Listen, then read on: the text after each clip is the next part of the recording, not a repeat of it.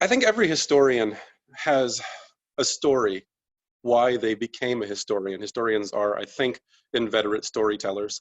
We don't spend 10 years in the archive and reading microfilm for nothing. There is a reason why we choose to do this. My story begins in my childhood. My father was a minister. My family was a missionary family. We moved to the Philippines when I was just barely 6. It was 1983. Ninoy Aquino had just been assassinated. I grew up in the Philippines and lived for a number of years in the midst of a shanty town.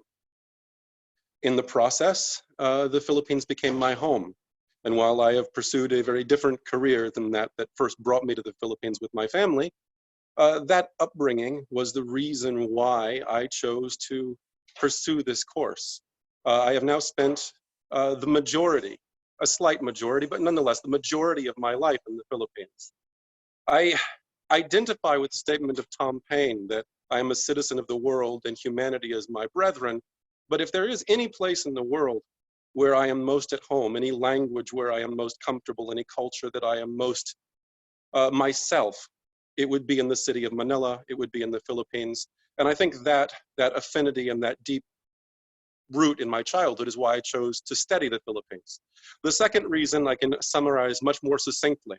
When I became a teenager, I discovered, to my horror, that the United States had conquered the Philippines in a brutal colonial conquest, something that I had no idea of. A great many people did not know that, either in the Philippines or the United States. And I needed to know why.